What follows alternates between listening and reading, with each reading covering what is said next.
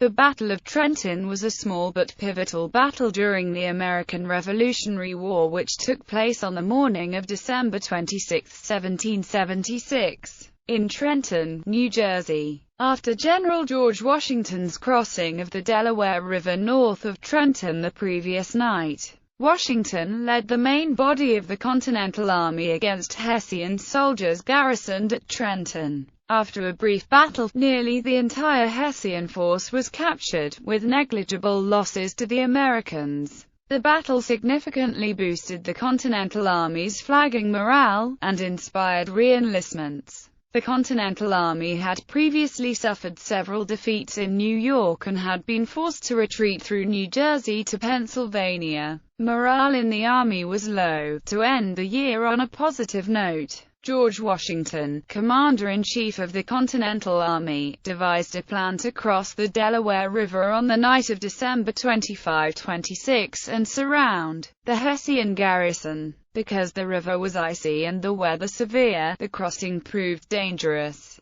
Two detachments were unable to cross the river, leaving Washington with only 2,400 men under his command in the assault. The army marched 9 miles south to Trenton. The Hessians had lowered their guard, thinking they were safe from the American army, and had no long-distance outposts or patrols. Washington's forces caught them off guard and, after a short but fierce resistance, most of the Hessians surrendered. Almost two-thirds of the 1,500-man garrison was captured, and only a few troops escaped across Assunpink Creek. Despite the battle's small numbers, the American victory inspired rebels in the colonies. With the success of the Revolution in doubt a week earlier, the army had seemed on the verge of collapse. The dramatic victory inspired soldiers to serve longer and attracted new recruits to the ranks. Background: in early December 1776, American morale was very low. The Americans had been ousted from New York by the British and their Hessian auxiliaries, and the Continental Army was forced to retreat across New Jersey.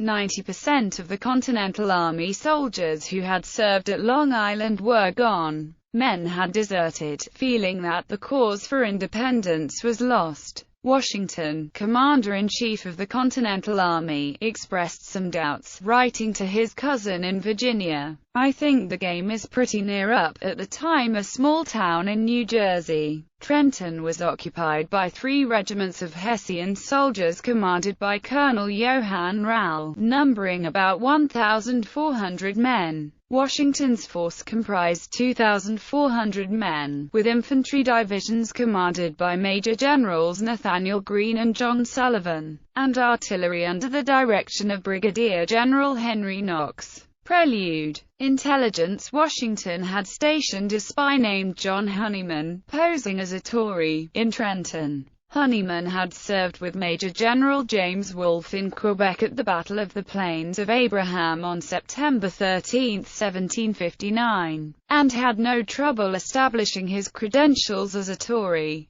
Honeyman was a butcher and weaver, who traded with the British and Hessians. This enabled him to gather intelligence, and also to convince the Hessians that the Continental Army was in such a low state of morale that they would not attack Trenton. Shortly before Christmas, he arranged to be captured by the Continental Army, who had orders to bring him to Washington unharmed. After being questioned by Washington, he was imprisoned in a small hut, to be tried as a Tory in the morning, but a small fire broke out nearby, enabling him to escape. The American plan relied on launching coordinated attacks from 3 directions. General John Cadwalader would launch a diversionary attack against the British garrison at Bordentown, New Jersey, to block off reinforcements from the south.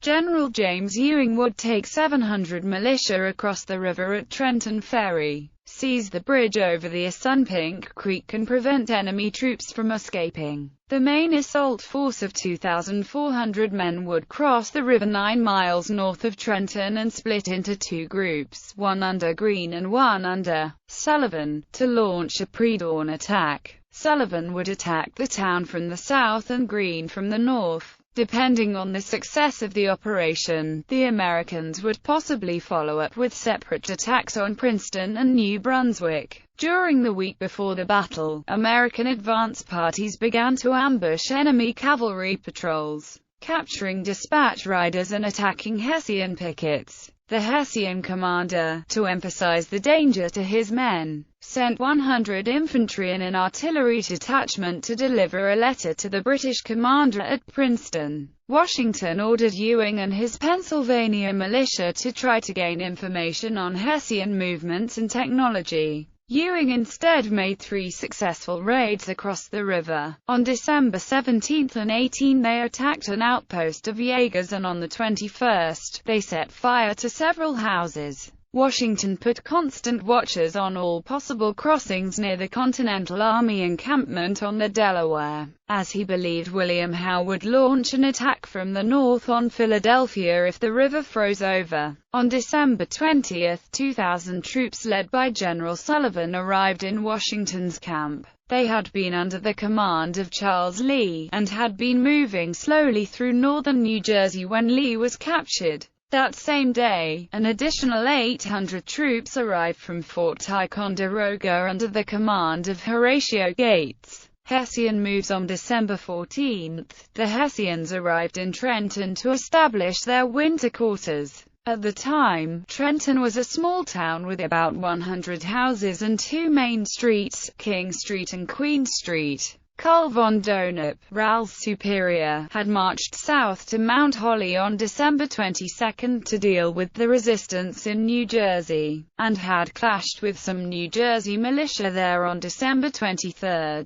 Donop, who despised Ral, was reluctant to give command of Trenton to him. Ral was known to be loud and unacquainted with the English language, but he was also a 36-year soldier with a great deal of battle experience. His request for reinforcements had been turned down by British Commander General James Grant, who disdained the American rebels and thought them poor soldiers. Despite Ral's experience, the Hessians at Trenton did not admire their commander. They believed that he was too nice, and not ruthless enough to be successful. His officers complained, his love of life was too great. A thought came to him, then another. So he could not settle on a firm decision. Ral avoided hard work and had little concern for his troops' comfort. Trenton lacked city walls or fortifications, which was typical of American settlements. Some Hessian officers advised Ral to fortify the town, and 2 of his engineers advised that a redoubt be constructed at the upper end of town, and fortifications be built along the river. The engineers went so far as to draw up plans, but Ral disagreed with them. When Ral was again urged to fortify the town, he replied, "Let them come. We will go at them with the bayonet." As Christmas approached, Loyalists came to Trenton to report the Americans were planning action. American deserters told the Hessians that rations were being prepared for an advance across the river. Ral publicly dismissed such talk as nonsense, but privately in letters to his superiors, he said he was worried about an imminent attack. He wrote to Donop that he was liable to be attacked at any moment. Ral said that Trenton was indefensible, and asked that British troops establish a garrison in Maidenhead, close to Trenton. This would help defend the roads from Americans. His request was denied. As the Americans disrupted Hessian supply lines, the officers started to share Ral's fears. One wrote, "We have not slept one night in peace since we came to this place." On December 22, a spy reported to Grant that Washington had called a council of war. Grant told Ral to be on your guard. The main Hessian force of 1,500 men was divided into 3 regiments: Kniephausen, Lossberg and Ral. That night, they did not send out any patrols because of the severe weather. Crossing and March before Washington and his troops left, Benjamin Rush came to cheer up the general. While he was there, he saw a note Washington had written, saying, "Victory or death." Those words would be the password for the surprise attack. Each soldier carried 60 rounds of ammunition, and 3 days of rations. When the army arrived at the shores of the Delaware, they were already behind schedule, and clouds began to form above them. It began to rain. As the air's temperature dropped, the rain changed to sleet, and then to snow. The Americans began to cross the river, with John Glover in command. The men went across in Durham boats, while the horses and artillery went across on large ferries.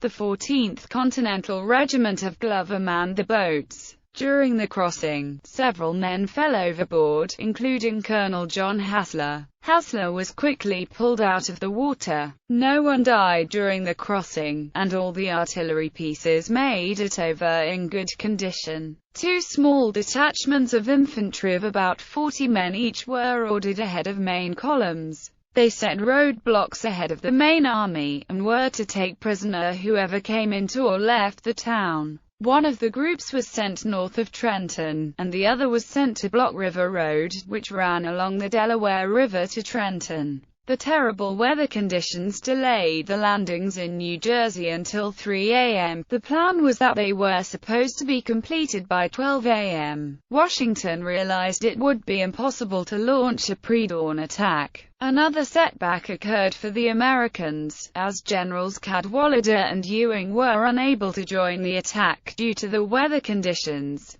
At 4 a.m., the soldiers began to march towards Trenton. Along the way, several civilians joined as volunteers, and led as guides because of their knowledge of the terrain. After marching 1.5 miles through winding roads into the wind, they reached Bear Tavern, where they turned right. The ground was slippery, but it was level, making it easier for the horses and artillery. They began to make better time. They soon reached Jacobs Creek, where, with difficulty, the Americans made it across. The 2 groups stayed together until they reached Birmingham, where they split apart. Soon after, they reached the house of Benjamin Moore, where the family offered food and drink to Washington. At this point, the first signs of daylight began to appear. Many of the troops did not have boots, so they were forced to wear rags around their feet. Some of the men's feet bled, turning the snow to a dark red. 2 men died on the trip.